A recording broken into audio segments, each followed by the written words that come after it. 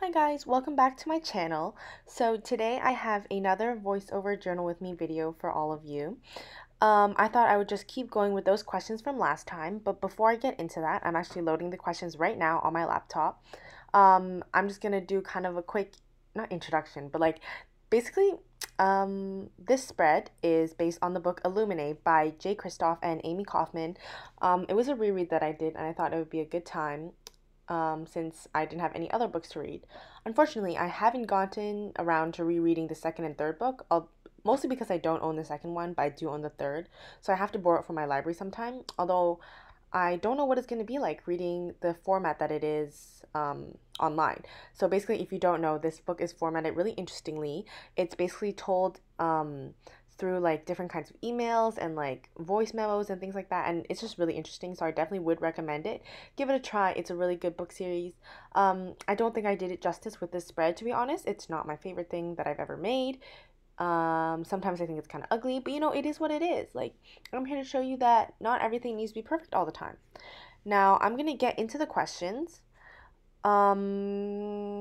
Just kidding, because these are not the right ones that I opened. So I'll be back in like 2 seconds with the actual questions. Alright, so sorry for the confusion there. I found the questions that I was doing last time, that were the A to Z bookish questions from the LG Writes blog. I'll definitely link them down below if you want to check out these questions and answer them in one of your own voiceovers or voiceovers? Why did I say it like that? Voiceovers or anything like that. But let's continue with question I.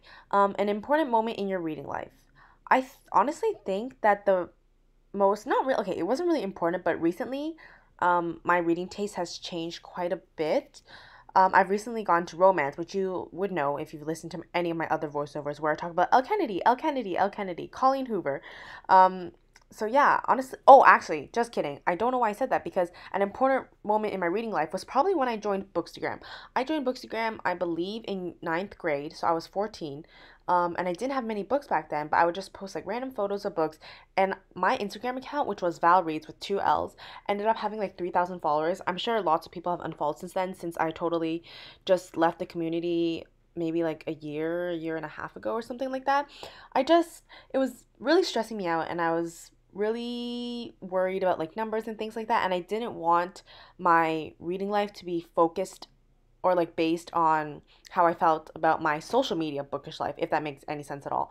But I did meet a lot of friends there who unfortunately I'm not close with anymore, but I did meet a lot of great people there.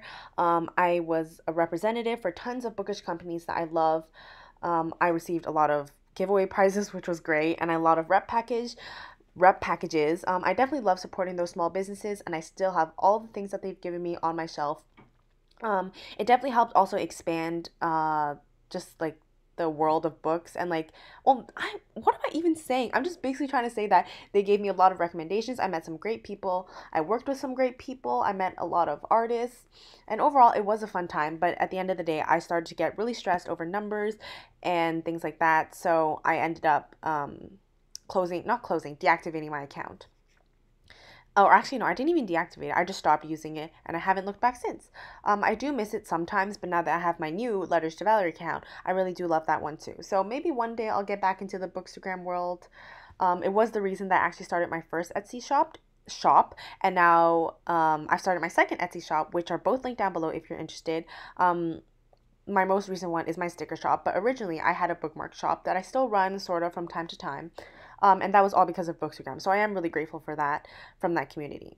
Okay, now that I'm done rambling about that question, I'm going to move on to question J, which is just finished. I recently finished reading Rune and Rising by Leigh Bardugo, which is the third book in the Grisha trilogy. It was pretty good. I did not like it nearly as much as Six of Crows. Six of Crows in my head is like levels beyond Rune and what's it called, the Grisha trilogy. It was still interesting to see, and I mostly read it because I know that the TV show is coming out sometime. I have no idea when, but sometime. See, if I was still in Bookstagram, I definitely would know when. Yeah, one thing about Bookstagram was that I was always on top of things, and I knew when books were coming out, whose books were coming out, when TV shows and adaptations were coming out, and now I'm totally clueless. But anyway, question K is kinds of books that you won't read.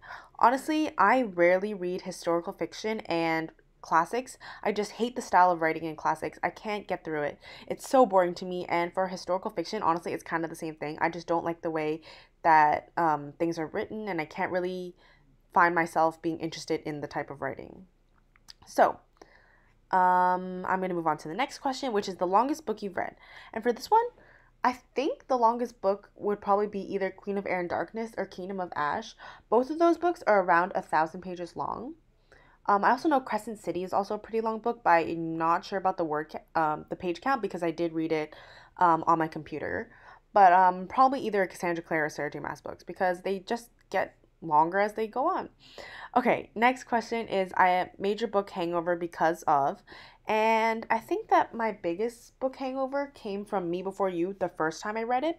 The first time I read it was either in grade 7 or grade 8. I think it was grade 8, but I'm not 100% sure. And honestly, after I read it, I cried. I watched the movie. I watched clips over and over again of that beach scene, and I cried again. And then I watched the movie again, and then I ranted to all my friends.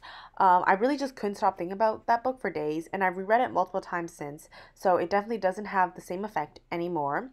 But yeah, actually, now that I'm thinking about it, I kind of want to reread the second and third books. So maybe I will go placehold those at my library after I finish recording this voiceover. Next question is number of bookcases you own. I actually only have one bookshelf, although I also have this like cubby system that has like a bunch of square cubes from IKEA, and I do have one shelf that has some books there, but those are like books that I don't really love or like that I got from random things that I don't read.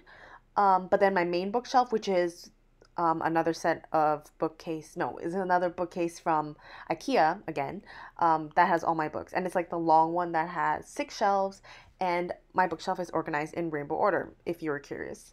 So yeah, I'm looking at it right now. It's very pretty. I really like looking at my bookshelf, and I don't know how I'm gonna live without it in university.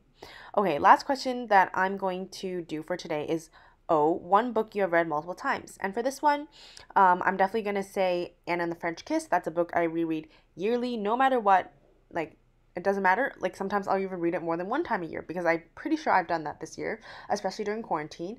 It's just such a good, easy read, and like whenever I'm not sure of what I want to read next, or if I don't really feel like inclined to read, I'll read Anne and the French Kiss, and then my love for reading will be revived. So that's all I have for this journal with me today. I hope you enjoyed. Don't forget to like, comment, and subscribe if you enjoyed this video because there will be tons more to come. I have so many videos lined up, and I'm so excited to bring them to you. That's all for now. I'll see you next time. Bye!